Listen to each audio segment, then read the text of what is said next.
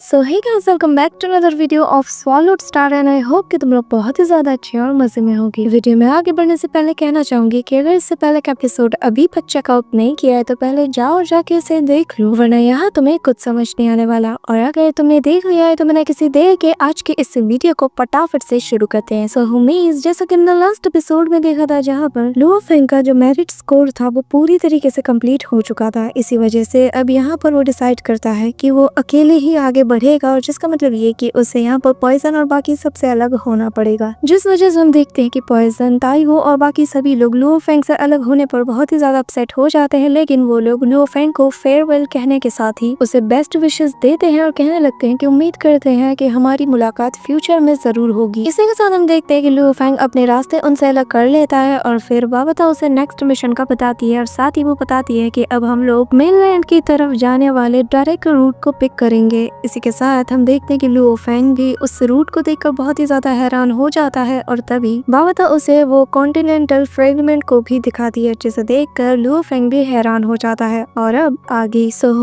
हमारे इस एपिसोड के स्टार्टिंग में हम देखते हैं कि लुओ फेंग जो कि यहाँ पर अपने न्यू बीस्ट आर्मर को ट्राई करने के लिए बहुत ही ज्यादा एक्साइटेड थे, तभी यहाँ पर बाबता उसे बताने लगती है कि इसे मेन स्लॉटर आइलैंड भी कहा जाता है और जो कि मेन आइलैंड के बहुत ही ज्यादा करीब है। और क्योंकि इसका जो जियोग्राफिकल जो नेचर है, मीन्स कि यहाँ का जो एटमॉस्फेयर है वो बहुत ही ज्यादा डिफरेंट है, इसी वजह से साल के हर एक दिन यहाँ पर पूरी तरीके से फॉग छाया रहता है और जितने भी एथनिक ग्रुप हैं उनके लिए ये बहुत ही ज्यादा सूटेबल बेस है। यहाँ पर हम देखते हैं कि जो लुओ फेंग होता है वो कहने लगता है कि फिर तो यहाँ पर जितने भी दुश्मन होंगे उन्हें बहुत ही ज्यादा कमजोर होना चाहिए है, जो भी है ये तो हम वहाँ पर जाकर ही ऑब्जर्व करेंगे। जिसके बाद ही वो यहाँ से बाबता से कहने लगता है कि हमारे लिए एक परफेक्ट बेस की तरह काम करेगा और फिर हम उसके बाद ही आगे की चीजों को डिस्कवर करेंगे। अभी यहाँ पर उसका ऑर्डर पाते साथ ही हम देखते हैं कि बाबता एक परफेक्ट जगह को चूज कर लेती है और उनका जो स्पेसशिप होता है उसी डायरेक्शन में फ्लाई करना शुरू कर देता है। जिसके बाद हमें थोड़ी देर बाद का सीन दिखाया जाता है जहाँ पर बाबता घोड़े बेच के सो रही थी कि तभी यहाँ पर अलार्म बजने लगता है और फिर जैसे ही बाबता स्क्रीन पे देखती है तो वो शॉक्ड हो जाती है और फिर लुओ फेंग के पास दौड़ते हुए जाकर उसे जगाना शुरू कर देती है और कहने लगती है कि जरा देखो मुझे क्या मिला। और फिर स्क्रीन में जैसे ही लुओ फेंग यहाँ पर उस बंदे को देखता है तो वो कहने लगता है कि आखिर ये यहाँ पे क्या कर रहा है। मुझे यकीन नहीं होता कि ये बैटलफील्ड इतना ज्यादा बड़ा होगा कि मैं इससे यहाँ पर मिल पाऊंगा, लेकिन अब मैं इसे नहीं छोड़ूंगा। जिसके बाद वो कहने लगता है कि जल्दी से जल्दी चलो और हम यहाँ पर ही इसे दबोच लेंगे। यहाँ पर नूलन को देखते साथ ही उसका खून खौल जाता है और बाबता कहने लगती है कि देखने से लगता है कि गॉड्स तुम्हारे फेवर में है। यहाँ पर हम देखते हैं कि वो पास्ट के सीन को याद करते हुए कहने लगता है कि तुम्हारी वजह से मेरी फैमिली को बहुत ज्यादा डैमेज झेलना पड़ा, अर्थ पे न जाने कितने लोगों की जान गई और मुझे बहुत ज्यादा अफसोस है कि 4000 सालों तक भी तुम जिंदा रहे, लेकिन आज तुम्हारी मौत तय है। इसी के साथ हम देखते हैं कि यहाँ पर वो बाबता को ऑर्डर देने लगता है कि तभी यहाँ पर वो बताने लगती है कि यहाँ पर ह्यूमन आर्मी और जो डीमन ट्राइब है इनके बीच में एक बैटल चल रही है, जहाँ पर हम देखते हैं कि यहाँ पे जो ह्यूमन आर्मी के लोग हैं वो लोग बहुत इजीली कीड़े की तरह डीमन ट्राइब के जितने भी सोल्जर्स थे उन्हें मसल रहे थे, लेकिन कुछ कुछ बड़े बड़े डीमंस भी थे जो कि यहाँ पर बहुत इजीली इन बड़े बड़े स्पेसशिप को डिस्ट्रॉय कर रहे थे। यहाँ पर दोनों तरफ से ही बराबर की टक्कर हो रही थी, लेकिन देखने से ऐसा लग रहा था कि जो ह्यूमन आर्मी के लोग हैं वो लोग यहाँ पर इन पे भारी पड़ रहे थे। कि तभी यहाँ का नजारा देखते साथ ही लुओ फेंग कहने लगता है कि पर ये जो टाइम बीस्ट है ये तो डीमन क्लैन के one of the 18 royal families में से एक है। फिर हमें दोबारा से जेन का सीन दिखाया जाता है जहाँ पर भाई ये जो टाइम बीस्ट होता है ना, ये अपने सामने आने वाले हर एक को कीड़े की तरह मसलना शुरू कर देता है। और फिर हम देखते हैं कि यहाँ पर पूरी के पूरी ह्यूमन आर्मी और यहाँ पर डीमन क्लैन के जितने भी सोल्जर्स थे वो सभी लोग आमने सामने खड़े होते हैं और ये नजारा देखने में बहुत ही ज्यादा कूल लगता है, जहाँ पर हम देखते हैं कि सभी लोग एक कतार में खड़े थे और फिर एक ही सेकंड में वो सभी लोग एक दूसरे पर अटैक करना दोबारा से शुरू कर देते हैं, जहाँ पर हम देखते हैं कि दोनों तरफ से ही ताबड़तोड़ अटैक एक दूसरे पर किए जाते हैं। यहाँ पर हम देखते हैं कि खचाखच भीड़ भरी होती है ह्यूमन आर्मी की, लेकिन इनका जो मेन टारगेट होता है वो यहाँ पर वो टाइम बीस्ट ही होता है। यहाँ पर हम देखते हैं कि इनके टॉप लीडर्स जो होते हैं जो कि बहुत ज्यादा पावरफुल हैं, उनके साथ मिलकर ये सीधा टाइम बीस्ट पर अटैक करना शुरू कर देते हैं, लेकिन टाइम बीस्ट भी यहाँ पर अपने क्लॉ अटैक से इन सभी को मक्खी की तरह मसलने की कोशिश करता है, पर इनकी स्पीड बहुत ही ज्यादा कमाल की थी, जो देखकर यहाँ पे लुओ फेंग की नजर भी इन पे जाती है और फिर वो कहने लगता है कि मगर हमें ह्यूमन आर्मी के कमांडर्स को कम नहीं आंकना चाहिए क्योंकि वो लोग मिलकर इस टाइम बीस्ट को भी चुनौती दे सकते हैं। लेकिन लुओ फेंग का ये कहना ही था कि अगले ही पल हम देखते हैं कि यहाँ पर टाइम बीस्ट ने उन दोनों का बहुत बुरा हाल कर दिया था, जहाँ पे वो अपनी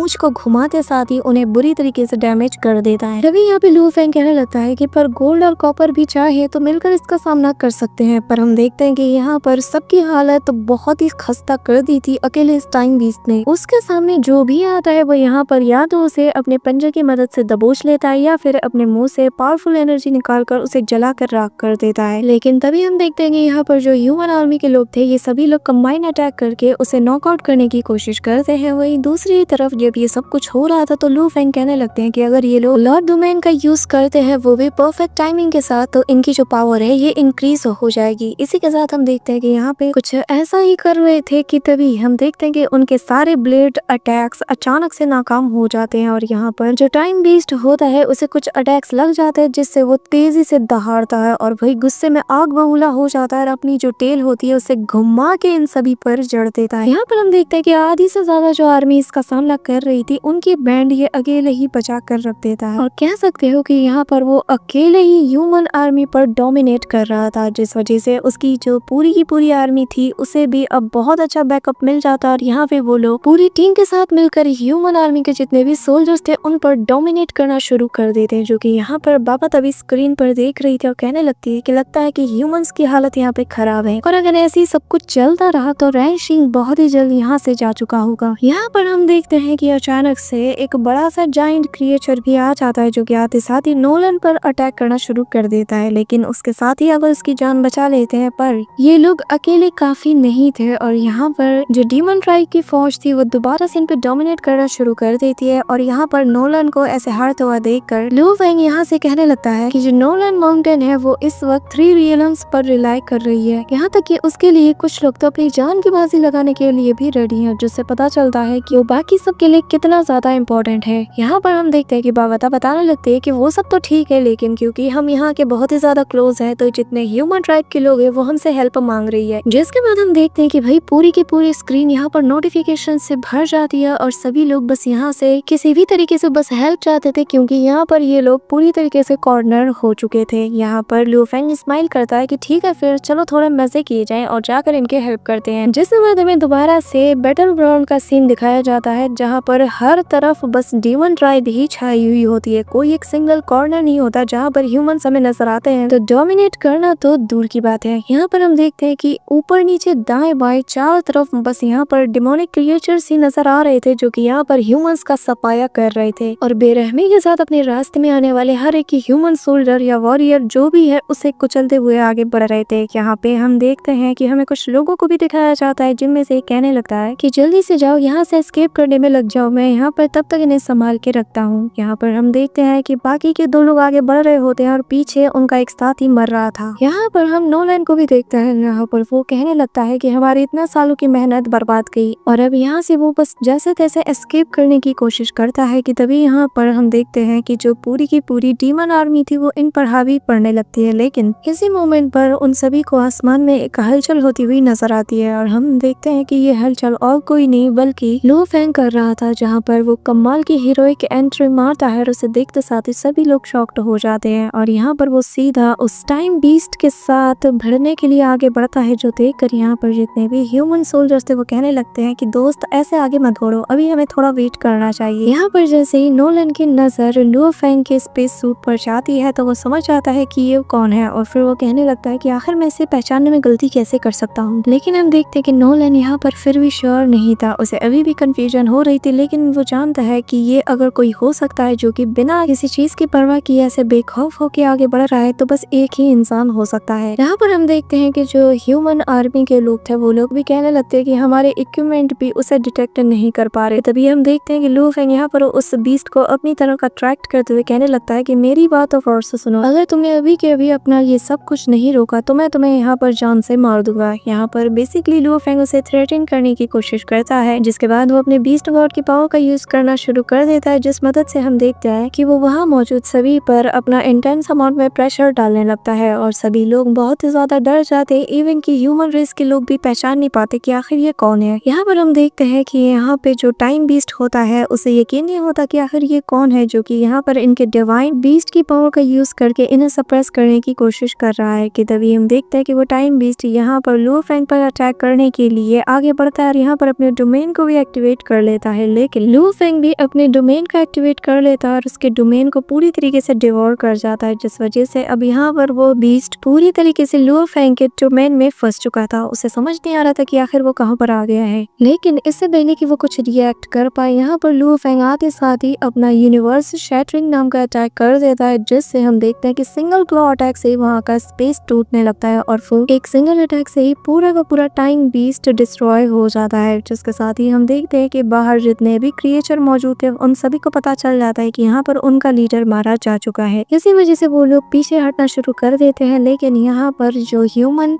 आर्मी के कमांडर्स थे वो लोग कहने लगते हैं कि आखिर ये स्वॉर्ड्समैन कौन है जिसने कि आते साथ ही पूरा नजारा ही बदल दिया। लेकिन तभी हम देखते हैं कि ये जो क्रिएचर अभी डिस्ट्रॉय हुआ था ये दोबारा से रीजनरेट होने लगता है, जो देखकर लू फेंग भी कहने लगता है कि अभी भी बहुत से सरप्राइजेस बाकी है। इसी के साथ हम देखते हैं कि यहाँ पर जैसे ही जो नोलन था उसकी नजर लू फेंग पर जाती है तो वो समझ जाता है कि ये लू फेंग है और अब ये मुझे जिंदा नहीं छोड़ेगा, तो मुझे जल्द से जल्द यहाँ से एस्केप करने में फोकस करना चाहिए। साथ ही वो यहाँ पर ये भी बताता है कि बीते 4000 सालों में ये बस लू फेंग से बचने के लिए दूसरी जगह पर भटक रहा था। इसी के साथ उसे यहाँ पर एक इल्यूशन भी नजर आता है जिसमें वो देखता है कि लू फेंग ने उसे पकड़ लिया और उसका सिर पकड़ते ही कुचल दिया है। जिसके साथ ही वो प्रेजेंट टाइम में यहाँ पर अपने साथियों से कहता है कि हमें जल्द से जल्द यहाँ से एस्केप करने में फोकस करना चाहिए, इसीलिए कोई भी एक दूसरे पे अटैक नहीं करेगा। लेकिन यहाँ पर लू फेंग उससे कहने लगता है कि अच्छा तो तुम्हें ये लगता है कि तुम मुझसे भाग सकते हो। हाँ, अभी यहाँ पर हम लू फेंग को देखते हैं जहाँ पर वो इस टाइम बीस्ट के साथ फाइट करता है कि तभी इस मौके का फायदा उठाकर यहाँ पे नोलन अपने साथियों के साथ एस्केप करने में लग जाता है, जो देखकर लू फेंग यहाँ पर टाइम बीस्ट के अटैक्स को कैलकुलेट करने लगता है। लेकिन इसी बीच यहाँ पर टाइम बीस्ट उस पर एक पावरफुल अटैक कर देता है जिससे वहाँ पर एक बहुत बड़ा क्रैक बन जाता है, जिस वजह से यहाँ पर सभी लोग शॉक्ड हो जाते हैं। कि तभी हम देखते हैं कि लू फेंग सोचने लगता है कि अगर मेरी कैलकुलेशन ठीक है तो मैं बिल्कुल सही जा रहा हूँ। ये कहते साथ ही हम देखते हैं कि लू फेंग यहाँ पर उस टाइम बीस्ट के अटैक को ही यूज करके पूरी तरीके से नोलन की तरफ उसे चल देता है और जैसे ही वो एनर्जी अटैक सीधा नोलन से टकराती है हम देखते हैं कि उसकी बॉडी जल के राख हो जाती है, जो देखकर सभी को यही लगता है कि ये बस एक एक्सीडेंट था। और यहाँ पर लू फेंग अब अपनी असली चाल चलना शुरू कर देता है जहाँ पर वो उस टाइम बीस्ट की मार लगाना शुरू कर देता है और फिर अपने दोबारा से उसी यूनिवर्स शैटरिंग अटैक से इसको डिस्ट्रॉय कर देता है। लेकिन ये जो क्रिएचर होता है ये दोबारा से अपने डोमेन की पावर को यूज करते हुए खुद की बॉडी को रिकवर कर लेता है, जो देखकर यहाँ पर लू फेंग भी हंसने लगता है। और फिर यहाँ पे हम देखते हैं कि इमीडिएटली लू फेंग अपने उन्हीं ब्लूमिंग ग्रास का यूज करना शुरू कर देता है, जो कि यहाँ पर पूरी तरीके से इस टाइम बीस्ट को अपने चपेट में ले लेती है और बॉल में कवर कर लेती है और अगले ही पल वो पूरी तरीके से उसे डिवोर कर जाती है। जिसके बाद हम देखते हैं कि लू फेंग का ये ब्लूमिंग ग्रास जो कहर बन के यहाँ पर पूरे के पूरे डीमन ट्राइब की फौज पर टूट पड़ता है ना, वो देखने लायक होता है। हर एक क्रिएचर को ये अपनी चपेट में ले लेता है और उसे मसल के रख देता है, जो देखकर यहाँ मौजूद सभी लोग शॉक्ड हो जाते हैं। और फिर लू फेंग बहुत ही सफाई के साथ अपना काम कर देता है। यहाँ पर उसके जो ब्लूमिंग ग्रास थे वो बचे कुछ बड़े बीस्ट को भी पूरी तरीके से डिस्ट्रॉय कर देता है। और फिर लू फेंग अपने मन में कहने लगता है कि मैंने तुम्हारा काम इतनी सफाई से किया है कि किसी को भी अब मेरे इंटेंशन पे भी शक नहीं होगा। जिसके साथ ही यहाँ पर फाइनली लू फेंग ने पूरे बैटलफील्ड पे कंट्रोल कर लिया था और यहाँ पे जितने भी ह्यूमन आर्मी के सोल्जर्स थे वो यहाँ पर खुशी के मारे जश्न मनाना शुरू कर देते हैं, क्योंकि उन्हें उम्मीद नहीं थी कि वो यहाँ इस बैटल ग्राउंड से जिंदा वापस भी जा पाएंगे, लेकिन यहाँ पर उन्होंने जीत हासिल की है। इसी के साथ दोनों कमांडर आगे आते हुए कहने लगते हैं कि तुम्हारा बहुत बहुत शुक्रिया। और फिर उनमें से एक बताने लगता है कि ये हमारे 02651 लीजन के कमांडर है, जो कि 7th बैटलफील्ड का ही हिस्सा है। इसी के साथ हम देखते हैं कि लू फेंग वहां से वापस से अपनी स्पेसशिप में चला आता है और फिर वो यहाँ पर इनके बारे में बहुत कुछ डिटेल्स का भी पता लगा लेता है। साथ ही यहाँ पर उसे मेन लैंड के यानजी के बारे में भी बहुत कुछ पता चला है। साथ ही यहाँ पर उसे वुशु आइलैंड के टॉप 12 पावरफुल बीइंग्स का भी पता चला है, और जो कि बहुत ही ज्यादा पावरफुल है। और लू फेंग अपने मन में प्लान बनाने लगता है कि क्या हो अगर मैं इन्हें पूरी तरीके से सप्रेस कर दूं। अगर मैं इनमें से किसी एक को हरा पाता हूँ तो मेरे लिए चांसेस और ज्यादा बढ़ जाएंगे और आगे के रास्ते और ज्यादा क्लियर हो जाएंगे। यहाँ पर लू फेंग ये सारी प्लानिंग करता ही है कि तभी वो बताने लगता है कि अगर मुझे इनमें से किसी एक को हराना है तो सबसे पहले मुझे इन्हें रॉब करना होगा, जिससे ये वीक हो जाएंगे और शायद तब मुझे इन्हें हराने का कोई चांस मिल पाए। लेकिन हम देखते हैं कि लू फेंग यहाँ पर अपने मन में कहने लगता है कि फिलहाल के लिए मेरे पास ज्यादा टाइम नहीं है और मुझे और ज्यादा इन्फॉर्मेशन गैदर करने में फोकस करना चाहिए, क्योंकि ये जगह नहीं है और मैं यहाँ पर पहली बार आया हूँ। इसी के साथ हम देखते हैं कि लू फेंग कल्टीवेट करना शुरू कर देता है और अपने मन में कहने लगता है कि मैंने अब तक की अपनी जर्नी में काउंटलेस टाइम तक लाइफ एंड डेथ वाली बैटल को फील किया है और मैं बहुत बहुत से पावरफुल एनिमीज का सामना भी कर चुका हूँ, और जो कि वेरियस रेसेस से बिलोंग करते हैं और जिनका कि शायद अपने सपने में भी कभी नहीं सोचा था, लेकिन ना चाहते हुए भी मुझे उनका सामना करना पड़ा था और मैं वहाँ से जिंदा वापस भी निकल पाया था। इसी के साथ हम देखते हैं कि यहाँ पर उसने अपनी जो ब्लूमिंग स्टार ग्रास है उसे भी इसने यहाँ पर निकाल रखा था, और साथ ही वो यहाँ पर अपनी स्ट्रेंथ के बारे में डिस्कस करते हुए कहने लगता है कि पहले मैं बस अपने स्ट्रेंथ पर ही डिपेंड रहा करता था, क्योंकि मेरा सामना इतने बड़े बड़े एनिमी से हो चुका है कि मुझे हमेशा से यही लगता था कि बस स्ट्रेंथ हो तो मैं कुछ भी कर सकता हूँ, और इसी वजह से मैं हर जगह पर बहुत ज्यादा पॉपुलर भी हुआ हूँ। लेकिन जैसे जैसे मैंने बैटल्स को फेस किया, मैंने बड़े बड़े एनिमीज को जाना, तो मुझे ये भी लगा कि मुझे एक्सपीरियंस की भी जरूरत है, और इसी वजह से मैं जैसे जैसे बैटल्स को फेस करता गया, मेरी जो एक्सपीरियंस थी वो पहले से कई गुना ज्यादा बढ़ती गई, और ऐसे ही करते करते मैंने नाइट स्किल की नई टेक्निक को भी सीखा और एक बिल्कुल ही यूनिक और नई स्वॉर्ड को भी मैंने बनाया। साथ ही वो यहाँ पर बताता है कि उसने बहुत से बड़े बड़े अटैक्स को भी क्रिएट किया है, और अब मुझे लगता है कि मैं पूरी तरीके से तैयार हूँ। इसी के साथ लो फेंग अपनी आंखें खोलता है और कहने लगता है कि अब वक्त आ गया है कि हम यहाँ से अलविदा कहें, और फिर इसी कमांड के साथ हम देखते हैं कि लो फेंग का जो स्पेस क्राफ्ट होता है वो और आगे बढ़ जाता है। वहीं दूसरी तरफ हम आटुका और बावता को देखते हैं, जहाँ पर ये दोनों खेलते हैं कि तभी यहाँ पर बावता को नोटिफिकेशन मिलने लगती है कि यहाँ से बस 900 किलोमीटर दूर ही उनका एक पावरफुल ओपोनेंट मौजूद है। इसी के साथ हम यहाँ पर लो फेंग के उस ओपोनेंट को भी देखते हैं जो कि यहाँ पर ह्यूमन वॉरियर्स जो होते हैं उनकी धुलाई लगा रहा था, जो सुनते साथ ही यहाँ पर लो फेंग कहने लगता है कि ठीक है, फिर हमें हमारा पहला टारगेट मिल गया, और फिर वो अपनी प्रैक्टिस को छोड़कर फाइट के लिए रेडी हो जाता है। वहीं दूसरी तरफ हम देखते हैं कि ये क्रिएचर जो है इसने इजीली यहाँ पर ह्यूमन वॉरियर्स के लोगों को पूरी तरीके से क्रश कर दिया था, और फिर उन्हें कुचलते साथ ही वो कहने लगता है कि ये ह्यूमंस तो इतने ज्यादा कमजोर हैं जैसे कि कोई चींटी, और मैं जितना चाहूँ इन्हें उतनी आसानी से मसल सकता हूँ। कि तभी हम देखते हैं कि उनमें से एक लेडी आगे आती हुई कहने लगती है कि इतना ज्यादा खुश होने की जरूरत नहीं, क्योंकि एक बार तुम्हारा सामना अगर 10 रियल मास्टर से हो गया तो तब मैं जानूंगी कि तुम लोग किसी काम के हो। जिस पर उनमें से कहने लगता है कि अच्छा, तो तुम उसकी बात करिए जो कि यहाँ पर 100 साल से एक्टिव है और अभी तक हमें उसका ठीक से कुछ भी पता नहीं, लेकिन ऐसा माना जा रहा है कि उसकी जो स्ट्रेंथ है वो यहाँ पर हमें 12 सबसे पावरफुल बीइंग के टक्कर की हो सकती है। कि तभी उनमें से एक कहने लगता है कि हमारे जो 12th मर्क्यूसिस है उसके आगे उसकी पावर कुछ भी नहीं, मुझे पता है कि वो बस दिखावा ही कर रहा होगा, और एक बार मेरा उससे सामने हो जाए तो मैं इजीली उसे हरा सकता हूँ। जिस पर हम देखते हैं कि सभी लोग बस उसे ही सुन रहे थे कि तभी यहाँ पर लुओ फेंग भी आ जाता है, और वो यहाँ पर अपने बारे में ये सारी बातें सुन रहा था कि तभी लुओ फेंग अपने मास्क को पहन कर आगे बढ़ने लगता है और कहने लगता है कि यहाँ पर अपने झुंड के पीछे भौंकने से अच्छा है कि तुम मेरा यहाँ पर सामना करो, और फिर हम देखते हैं कि कौन कितना ज्यादा पावरफुल है। ये कहते साथ ही लुओ फेंग जैसे ही अपना एक कदम बढ़ाता है, वहाँ पर एक बड़ी सी माउंटेन जो होती है वो पूरी तरीके से चकनाचूर हो जाती है, जिसके साथ ही यहाँ पर एक बहुत बड़ा धमाका होता है। अब यहाँ पर लुओ फेंग की ताकत को देखते साथ ही वो लेडी कहने लगती है कि मैं आपकी दुश्मन नहीं बनना चाहती, इसलिए मैं रिक्वेस्ट करना चाहती हूँ कि आप यहाँ से चले जाएं। जिस पर यहाँ पे दूसरा बंदा भी सेम चीज कहता है, लेकिन लुओ फेंग सेकंड्स में दूसरे बंदे को वहाँ पर जान से मार देता है। जिसके बाद एस्ट्रल ट्राइब की इस बॉडी को डिस्ट्रॉय करने के बाद बावता इनके बारे में बताना शुरू करती है और कहती है कि ये बॉडी रिफाइनमेंट के लिए बहुत ही ज्यादा यूजफुल है। साथ ही वो यहाँ पर कावू ट्राइब के इस पर्सन की बॉडी के बारे में भी तारीफें करना शुरू कर देती है और एक एक चीज यहाँ पर बताना शुरू कर देती है। साथ ही वो बताने लगती है कि इनकी बॉडी बहुत ही ज्यादा डिफेंसिव वे में काम करती है। इसी दौरान वो बताने लगती है कि ये लोग जोंगसू के सबसे बेस्ट एथनिक सबऑर्डिनेट ग्रुप्स में से एक है। जिसके बाद बावता बताने लगती है कि इनके रहते जो हमारा ह्यूमन ट्राइब है वो बहुत ही ज्यादा खतरे में है और इसलिए जल्द से जल्द इनका यहाँ पर मारा जाना जरूरी है। यहाँ पर लुओ फेंग अपनी पावर को एक्टिवेट करते हुए कहने लगता है कि आज तुम सभी लोग यहाँ पर मारे जाओगे क्योंकि तुम्हें तुम्हारे कर्मों की सजा मिलनी चाहिए। जिस पर इनका लीडर अपने इस जायंट से हैमर को हवा में उठाते हुए कहने लगता है कि तुम एक ह्यूमन होकर हमारे सामने जुबान चला रहे हो, भले ही तुम्हारी पावर लेवल कुछ भी हो, लेकिन तुम फिर भी एक ह्यूमन हो और हम एक ह्यूमन को इतना एरोगेंटली बर्दाश्त नहीं कर सकते। कहते साथ ही वह यहाँ पर अपनी पावर को एक्टिवेट कर देता है और फिर कहने लगता है कि अब जबकि तुम यहाँ पर आ ही गए हो तो तुम्हें यहाँ से वापस कोई भी नहीं ले जा सकता। यहाँ पर लियो फेंग गॉड डिसेंडेड नाम की पावर का यूज करना शुरू कर देता है और यहाँ पर सभी को एक बहुत ही पावरफुल बैरियर में ट्रैप कर देता है, लेकिन ये बंदे भी बहुत ही ज्यादा पावरफुल थे और अपने हैमर से उसके बैरियर को डिस्ट्रॉय कर देते हैं। लेकिन हम यहाँ पर लियो फेंग के उस बड़े से बीस्ट को भी देख पाते हैं, पर यहाँ पर ये लोग उससे जरा भी नहीं डरते और फिर सभी लोग अपने हैमर से एक पावरफुल अटैक करते हैं, जिससे वहाँ पर एक जोरदार धमाका होता है, जिससे यहाँ पर बहुत से स्पेटियल क्रैक्स भी ओपन होते हैं और फिर उनमें से कहने लगता है कि अगर क्या हुआ कि अगर तुम हमें सप्रेस कर सकते हो और हमें ट्रैप भी कर सकते हो, लेकिन हमारी पावर तुम्हारे हर एक एक ट्रैप को डिस्ट्रॉय कर सकती है। यहाँ पर हम देखते हैं कि लुओ फेंग का पिछला अटैक नाकाम हो जाता है, जिस वजह से वो कहने लगता है कि अच्छा लगता है कि मैंने तुम लोगों को कुछ ज्यादा ही हल्के में ले लिया, लेकिन कोई नहीं, क्योंकि अब मुझे इस बैटल में मजा आने लगा है। ये कहते साथ ही लुओ फेंग स्माइल करने लगता है और इसी के साथ हमारा आज का ये एपिसोड यहीं पर एंड होता है। So that's it for today guys. I hope कि तुम सबको आज की वीडियो काफी ज्यादा पसंद आई होगी। अगर हाँ तो वीडियो को लाइक करना, चैनल पे नए हो तो सब्सक्राइब करना। तो मिलते हैं नेक्स्ट वीडियो में, तब तक के लिए बाय।